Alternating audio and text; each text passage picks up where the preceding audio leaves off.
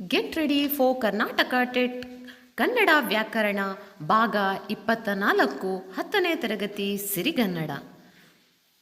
ಕುವೆಂಪು ಕಾವ್ಯನಾಮದಿಂದ ಪ್ರಸಿದ್ಧರಾದ ಕುಪ್ಪಳ್ಳಿ ವೆಂಕಟಪ್ಪ ಪುಟ್ಟಪ್ಪ ಇವರು ಮಲೆನಾಡ ಮಡಿಲಾದ ಶಿವಮೊಗ್ಗ ಜಿಲ್ಲೆಯ ತೀರ್ಥಹಳ್ಳಿ ತಾಲೂಕಿನ ಕುಪ್ಪಳ್ಳಿಯವರು. ಜನನ 1904 ಡಿಸೆಂಬರ್ 29. ಮಹಾರಾಜ ಕಾಲೇಜಿನ ಪ್ರಾಧ್ಯಾಪಕರಾಗಿ, ಪ್ರಿನ್ಸಿಪಾಲರಾಗಿ, ಮೈಸೂರು ವಿಶ್ವವಿದ್ಯಾನಿಲಯದ ಕುಲಪತಿಕರಾಗಿ ನಿವೃತ್ತರಾದವರು. ಅಷ್ಟೇ ಅಲ್ಲದ ಇವರು ಸುಮಾರು ಕೃತಿಗಳನ್ನು ರಚಿಸಿದ್ದಾರೆ ಮತ್ತು ಭಾರತೀಯ ಜ್ಞಾನಪೀಠ ಪ್ರಶಸ್ತಿಯನ್ನು ಮುಡಿಗೇರಿಸಿಕೊಂಡಿದ್ದಾರೆ. ಕೇಂದ್ರ ಸಾಹಿತ್ಯ ಅಕಾಡೆಮಿ ಅಷ್ಟೇ ಅಲ್ಲದೆ ಸುಮಾರು ಪಂಪ ಪ್ರಶಸ್ತಿ ಇರ್ಬೋದು, ಪದ್ಮವಿಭೂಷಣ ಪ್ರಶಸ್ತಿಗಳಿರಬಹುದು, ಸುಮಾರನ್ನು ಪಡೆದಿದ್ದಲ್ಲದೆ ಗೌರವ ಡಾಕ್ಟರೇಟ್ ಪದವಿಯನ್ನು ಕೂಡ ಗಳಿಸಿದ್ದಾರೆ.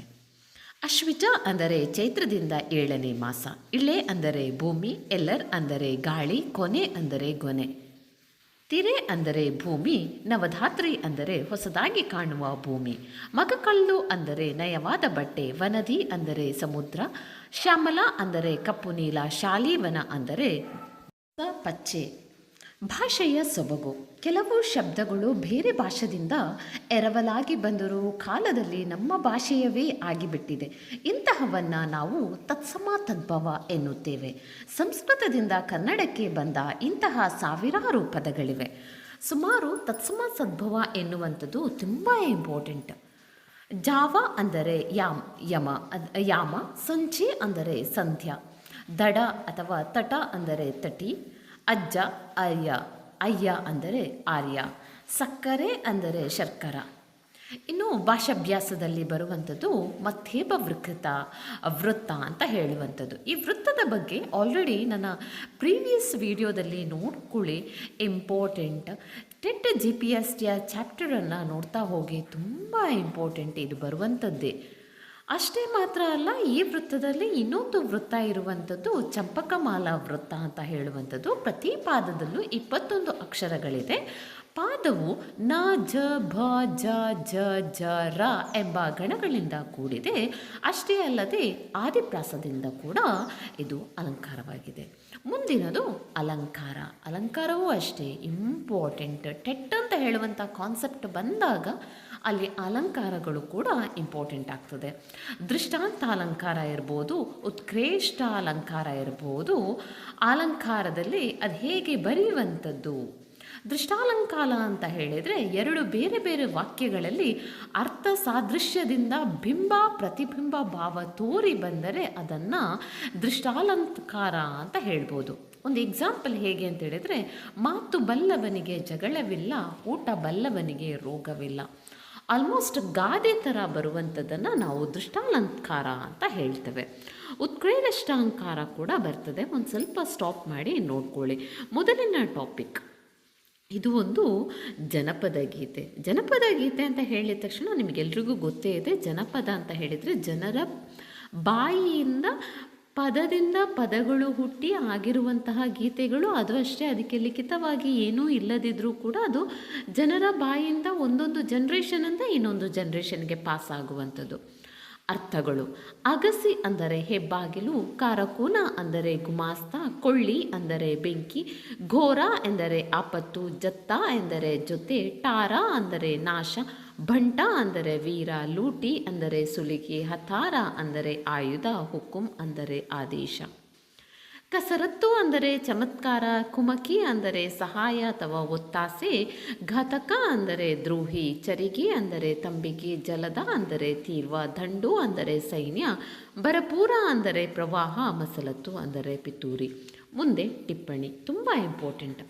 ಚಟೆಕಾರರು. ಆಂಗ್ಲೋ ಇಂಡಿಯನ್ ಇವರು ಹೆಬಲಕ ಸಾಬ್ ಹೆನ್ರಿ ಹ್ಯಾವ್ಲಕ್ ಎಂಬ ಬ್ರಿಟಿಷ್ ಅಧಿಕಾರಿ. ಕಾರಾ ಸಾಹೇಬ ಅಲೆಕ್ಸಾಂಡರ್ ವಿಲಿಯಂ ಕ್ಯುರೆ ಎಂಬ ಬ್ರಿಟಿಷ್ ಅಧಿಕಾರಿ. ಕುಂಪಣಿ ಅಥವಾ ಕಂಪನಿ.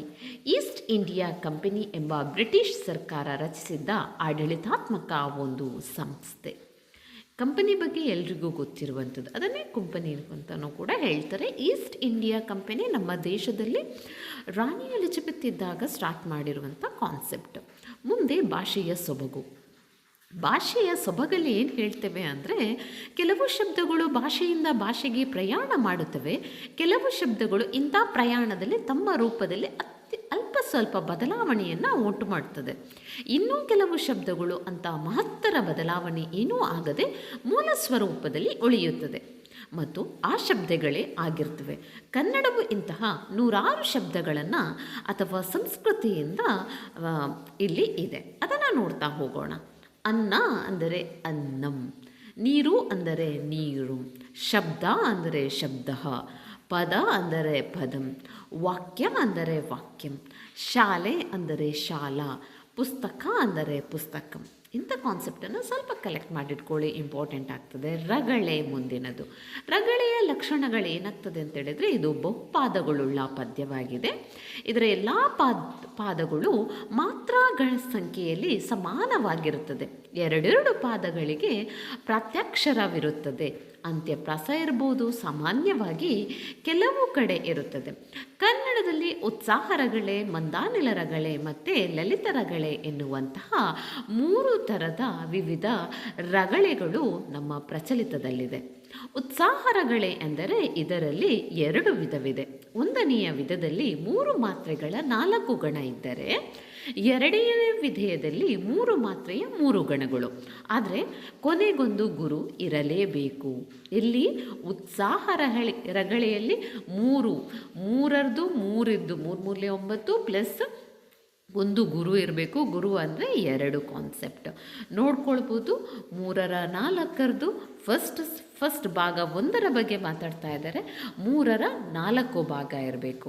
ಇಲ್ಲಿ ಮೊದಲ ಪಾದದ 3ನೇ ಅಕ್ಷರ ವರ್ಗ ರಾ ಇರುವ ಎಂಬುದು ದ್ವಿತಾಕ್ಷರ, ಅಂದರೆ ಸಂಯುಕ್ತಾಕ್ಷರ ಅಥವಾ ಒತ್ತಕ್ಷರ ಇರುವಂಥದ್ದು. ಇಲ್ಲಿನ ದ್ವಿತ್ವದು ಶೀತಲವಾಗಿರುವ ಕಾರಣ ಅದರ ಹಿಂದಿನ ಅಕ್ಷರವಾದ ಳಿ ಎಂಬುದನ್ನು ಗುರುವೆನಿಸದೆ ಲಘುವಾಗಿರುತ್ತದೆ. ಇದನ್ನು ನೀವು ಸ್ವಲ್ಪ ಫೌಸ್ ಮಾಡಿ ಓದ್ಕೊಂಡು ಅರ್ಥ ಮಾಡ್ಕೊಳ್ಬೇಕು. ಅದಕ್ಕೆ ನಾನು ನೋಟ್ಸನ್ನು ಇಷ್ಟು ಸಿಂಪಲಾಗಿ ಕೊಟ್ಟಿರುವಂಥದ್ದು. 10th ಸ್ಟ್ಯಾಂಡರ್ಡ್ ಟೆಕ್ಸ್ಟ್ ಬುಕ್ಕಲ್ಲಿ ಏನಿದೆ ಅದನ್ನು ನಾನು ಹೇಳ್ತಾ ಇರ್ತೇನೆ. ಬೇಬಿ ನಾವು ಟೆಟ್ಟೆಲ್ಲ ಬರೀಬಂತವರು 10th ನಮಗೆ ಸ್ವಲ್ಪ ಬೇಸಿಕ್ಕಾಗಿಯೇ ಇರ್ತದೆ ಅಷ್ಟು. ಇನ್ನು ಉದಾಹರಣೆಯಲ್ಲಿ ಏನು ಹೇಳ್ತದೆ ಅಂತ ಹೇಳಿದರೆ, 3ರ 3 ಗುಂಪು ಇದ್ದು ಮತ್ತು 1 ಗುರು ಇರಲೇಬೇಕು. ಅದನ್ನು ಉತ್ಸಾಹ ರಗಳೆ ಅಂತ ಹೇಳ್ತೇವೆ. ಮುಂದಿನದು ಮಂದಾನಿಲ ರಗಳೆ. ಇವೆರಡರಲ್ಲಿ ವಾಪಸ್ 2 ಬಗೆಗಳಿವೆ. ಮೊದಲನೇದಾಗಿ ಪಾದದಲ್ಲಿ 4 ಮಾತ್ರೆಗಳ 4 16 ಮಾತ್ರೆಗಳ ಒಂದು ಲೈನ್ ಇದ್ದರೆ ಅದನ್ನು ಮಂದಾನಿಲ, ಅಥವಾ 2ನೇದರಲ್ಲಿ 3 ಮಾತ್ರೆಗಳ ಆನಂತರ 5 ಮಾತ್ರೆಗಳ 2 ಗಣಗಳು ಬರಬೇಕು. ಇಲ್ಲೇನು ಹೇಳ್ತಾರೆ ಅಂತ ಹೇಳಿದರೆ, ಮಂದಾನೀಲ ಅಂತ ಹೇಳುವಂಥ ರಗಳೆಯಲ್ಲಿ ಟೋಟಲಿ 2 ವಿಧ ಇದೆ. ಈ 2ರಲ್ಲಿ ಫಸ್ಟ್ ವಿಧ ಏನು ಹೇಳ್ತದೆ ಅಂತ ಹೇಳಿದರೆ 4 ಮಾತ್ರ ಇರಬೇಕು. 4 ಕಾನ್ಸೆಪ್ಟ್ ಇಲ್ಲಿ ನಿಮಗೆ ಉದಾಹರಣೆ ಸಹಿತ ಎಕ್ಸ್ಪ್ಲೈನ್ ಆಗಿದೆ. 4 ಇರಬೇಕು. ಮಾತ್ರ ಎಲ್ರಿಗೂ ಹಾಕಲಿಕ್ಕೆ ಬರ್ತದೆ ಅಂತ ಅಂದ್ಕೊಂಡಿದ್ದೇನೆ. ಬರೋದಿದ್ದರೆ ಇದನ್ನು ವೆರಿ ಬೇಸಿಕ್ ಪಾರ್ಟಲ್ಲಿ ನಿಮಗೆ ಇದನ್ನು ಹೋಗ್ತಾ ನೋಡ್ಕೊಳ್ಳಿ, ತುಂಬ ಇಂಪಾರ್ಟೆಂಟ್. ಉದಾಹರಣೆ ಸಹಿತ ಎಕ್ಸ್ಪ್ಲೈನ್ ಮಾಡಿದ್ದೇನೆ. ಮುಂದಿನದು ಲಲಿತ ರಗಳೆ. ಇದನ್ನು ನೋಡ್ತಾ ಹೋಗೋಣ. ಇದರಲ್ಲಿ ಪ್ರತಿ ಪಾದದಲ್ಲೂ 5 ಮಾತ್ರೆಗಳ 4 ಗಣಗಳು ಇರ್ತದೆ. ಇಲ್ಲಿ ಬೇರೆ ಡಿಫ್ರೆನ್ಷಿಯೇಟ್ ಅಥವಾ ವಿವಿಧತೆಗಳು ಇಲ್ಲ. ಪ್ರತಿಯಾಗಿ 4 ಗುಂಪುಗಳು ಎಷ್ಟರದು ಅಂದರೆ 5ರದು. ಟೋಟಲ್ 5 4 20 ಮಾತ್ರೆಗಳು ಇರಲೇಬೇಕು. ಮುಂದೆ ಅಲಂಕಾರಗಳು, ಶ್ಲೇಷಾಲಂಕಾರ ಅಂತ. ಲಕ್ಷಣ ಅದರದ್ದು ಏನಿರ್ತದೆ ಲಕ್ಷಣ ಅಂದರೆ, ಒಂದು ಪದವು ಒಂದಕ್ಕಿಂತ ಹೆಚ್ಚು ಅರ್ಥ ಕೊಡುವಂತಿದ್ದರೆ ಅಂತಹ ಪದಕ್ಕೆ ಶ್ಲೇಷ ಎಂತ ಹೆಸರು. ಶ್ಲೇಷಾರ್ಥಗಳನ್ನು ನೀಡಬಲ್ಲ ಪದಗಳನ್ನು ಹೊಂದಿರುವಂಥ ಅಲಂಕಾರವನ್ನು ಶ್ಲೇಷಾಲಂಕಾರ ಅಂತ ಕರಿತೇವೆ. ಅಂದರೆ ಒಂದು ಪದ ಒಂದೇ ಅಥವಾ 2 ಮೀನಿಂಗ್, ಒಂದು ಪದ ಇರ್ತದೆ, ಆ ಒಂದು ಪದ ತುಂಬ ಮೀನಿಂಗನ್ನು ಕೊಡುವಂಥದ್ದಿದ್ದರೆ ಅದನ್ನು ನಾವು ಶ್ಲೇಷಾಲಂಕಾರ ಅಂತ ಹೇಳ್ತೇವೆ. ಅತಿಶಯ ಪದಾರ್ಥ ನಿಖರ ಪ್ರತೀತಿ ಪಡೆದ ಪಾದ ವಿನ್ಯಾಸವು ನುತ ಮಾರ್ಗದಲ್ಲಿ. ಇಲ್ಲಿ ಕವಿ ಮತ್ತು ರವಿ ಒಂದೇ ಪದದ ಪದಗಳಿಂದ ವರ್ಣಿತರಾಗಿದ್ದಾರೆ. ಕವಿ ಮತ್ತು ರವಿ, ನೀವು ಅದನ್ನು ಪೌಸ್ ಮಾಡಿ ಒಂದು ಸ್ವಲ್ಪ ಓದಿ ನೋಡ್ಕೊಳ್ಳಿ, ಸುಮ್ಮನೆ ಟೈಮ್ ವೇಸ್ಟ್ ಅಂತ ನಾನು ಹೋಗಿಲ್ಲ ಅಷ್ಟೇ. ಕವಿ ಮತ್ತು ರವಿ ಒಂದೇ ಪದದಿಂದ ವರ್ಣಿತರಾಗಿದ್ದಾರೆ. ಈ ವರ್ಣನೆಯಲ್ಲಿ ಪಾದ ನಿರ್ದೋಷವಾಗಿರುವ ಕಾರಣ ಇದನ್ನು ಹೇಳಿರ್ತಾರೆ.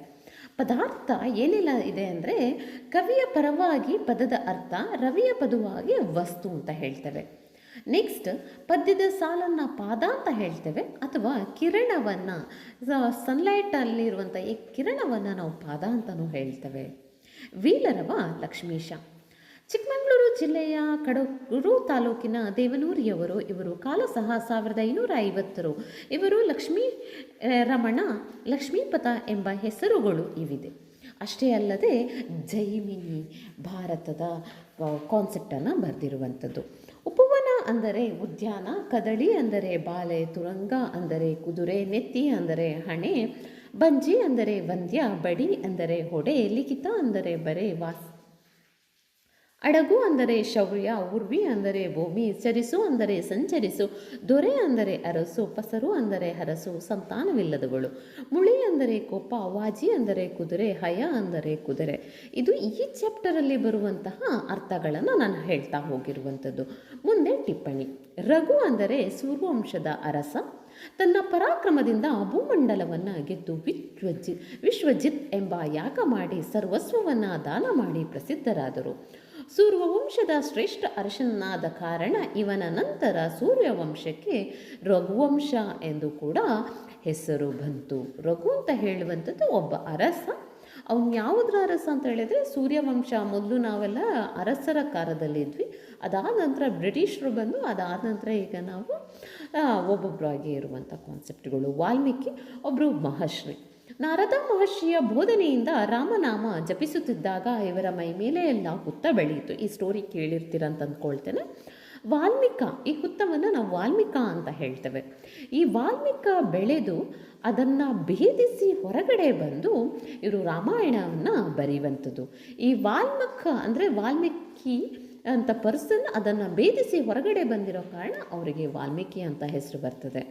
ವರುಣ ಅಷ್ಟದಿಕ್ಪಾಲಕರಲ್ಲಿ ಒಬ್ಬರಾದ ಇವರು ಪಶ್ಚಿಮ ದಿಕ್ಕಿಗೆ ಒಡೆಯ, ಅಥವಾ ಪಶ್ಚಿಮ ದಿಕ್ಕಲ್ಲಿ ನಮ್ಮ ಜಲ ಅಥವಾ ನೀರು ಇರ್ತದೆ, ಅದರ ಅಧಿಪತಿಯಾಗಿರುವಂಥವನೇ ವರುಣ. ಲವ ಶ್ರೀರಾಮನಿಂದ ಸೀತೆಯಲ್ಲಿ ಜನಿಸಿದ ಅವಳಿ ಮಕ್ಕಳಲ್ಲಿ ಚಿಕ್ಕವ. ಶ್ರೀರಾಮನಿಂದ ತುಂಬು ಗರ್ಭಿಣಿಯಾದಂತಹ ಸೀತೆ ವಾಲ್ಮೀಕಾಶ್ರಮದಲ್ಲಿ ಆಶ್ರಯ ಪಡೆದ ಸಂದರ್ಭದಲ್ಲಿ ಜನಿಸಿದವರು. ವಾಲ್ಮೀಕಿಯವರಿಂದ ರಚಿತವಾದ ರಾಮಾಯಣವನ್ನು ಕುಶಾಲ ಜೊತೆ ಸೇರಿ ಇವರು ಹಾಡ್ತಾ ಇರ್ತಾರೆ. ಜೇಗೆ ಬಿಡ್ಲಿಗೆ ಕಟ್ಟುವ ಹಗ್ಗವನ್ನು ಹೆದೆ ಎಂದು ಕರೆಯುತ್ತಾರೆ. ಈ ಹೆದೆಯನ್ನು ಬೇಕಾದಾಗ ಮಾತ್ರ ಬಿಗಿಯಲಾಗ್ತದೆ. ನಿಮಗೆ ಗೊತ್ತಿದೆ, ಬಿಳ್ಳಿಗೆ ಎಷ್ಟೊತ್ತಿಗೂ ಯಾವಾಗ ನಾವು ಬಾಣ ಹೂಡ್ತೇವೆಯೋ ಆಗ ಮಾತ್ರ ಹೆದೆಯನ್ನು ಕಟ್ತೇವೆ. ಉಳಿದಿರುವಂಥ ಸಂದರ್ಭದಲ್ಲಿ ಅದನ್ನು ಕಟ್ಟಿರುವುದಿಲ್ಲ. ಭಾಷೆಯ ಸೊಬಗು ಏನಿದೆ ಅಂತ ನೋಡ್ತಾ ಹೋಗೋಣ. ಋಕಾರವು ಕನ್ನಡ ವರ್ಣಮಾಲೆಯ ಒಂದು ವಿಶಿಷ್ಟವಾದ ಅಕ್ಷರ. ಇದು ಸ್ವರಾಕ್ಷರಗಳ ಜೊತೆ ಕಾಣಿಸಿಕೊಂಡರೂ ಒತ್ತಕ್ಷರದಲ್ಲಿಯೂ ಬಳಕೆಯಾಗುತ್ತದೆ.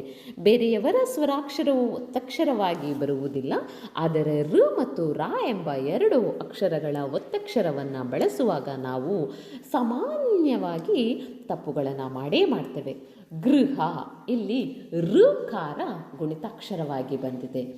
ಗ್ರಹ, ರಾಕಾರವು ಒತ್ತಕ್ಷರ ಮಾಡಿದೆ. ಸಿಂಪಲ್ಲಾಗಿ ಮ್ಯಾಕ್ಸಿಮಮ್ ಸ್ಟೂಡೆಂಟ್ಸ್ ಮಾಡಿರುವಂಥದ್ದು ಈ ಥರದ ಸಿಲ್ಲಿ ಮಿಸ್ಟೇಕ್ಸ್. ಗೃಹ ಬರೆಯುವ ಬದಲು ಗ್ರಹ ಬರೀತಾರೆ. ಪಾಪ ಅಲ್ಲಿ ಒಂದು ಸಣ್ಣ ಇದು ಚೇಂಜಸ್ ಆಗಿರಬೇಕಷ್ಟೆ. ಕೃತಿ ಎಂಬುದು ಸರಿಯಾದ ರೂಪ ಅಥವಾ ಕೃತಿ ಎಂಬುದು ಅಲ್ಲ. ಸುಮಾರು ಬರಿಬೇಕಾದ್ರೆ ಆ್ಯಕ್ಚುಲಿ ಶ್ರುತಿ ಅನ್ನೋ ನಮ್ಮ ಬರಿಬೇಕಾದ್ರೂ ಕೂಡ ಚೇಂಜಸ್ ಇದೆ. ಮುಂದೆ ಭಾಷಾಭ್ಯಾಸ, ಅದರಲ್ಲಿ ವಾಲ್ಮೀಕಿ ಷಟ್ಪದಿಯನ್ನು ನೋಡ್ತಾ ಹೋಗೋಣ. 1, 2, 4 ಮತ್ತು 5ನೇ ಪಾದಗಳು ಮಾತ್ರ ಸಂಖ್ಯೆಯಲ್ಲಿ ಸಮಾನವಾಗಿದ್ದು 5 ಮಾತ್ರೆಗಳ 4 ಗಣಗಳು ಪ್ರತಿ ಪಾದದಲ್ಲೂ ಇರುತ್ತವೆ. 3 ಮತ್ತು 6ನೆಯ ಪಾದಗಳು ಸಮಾನವಾಗಿದ್ದು ಅಥವಾ ಪದಗಳು ಸಮಾನವಾಗಿದ್ದು 5 ಮಾತ್ರೆಗಳ 6 ಗಣಗಳ ಪ್ರತಿ ಪಾದದಲ್ಲೂ ಇದ್ದು ಕೊನೆಗೆ ಒಂದೊಂದು ಗುರು ಇರುತ್ತದೆ. ಅಷ್ಟು ಮಾತ್ರ ಅಲ್ಲ, ಇಲ್ಲಿ ಆದಿಪ್ರಾಸವಾಗಿರ್ತದೆ. ನೋಡ್ತಾ ಹೋಗಿ 5ರದು 4 ಇದೆ, 5ರದು 4 ಇದೆ, ಲಾಸ್ಟಲ್ಲಿ 5ರದು 1, 2, 3, 4, 5, 6 ಇದೆ. 6 ಆಗಿಯೂ ಕೂಡ ಒಂದು ನಿಮ್ಮ ಹತ್ರ ಅಲ್ಲಿ ಗುರು ಇದೆ. Please subscribe my YouTube channel TET Shruti ಪೆರಲ್ for upcoming video is Kannada ವ್ಯಾಕರಣ.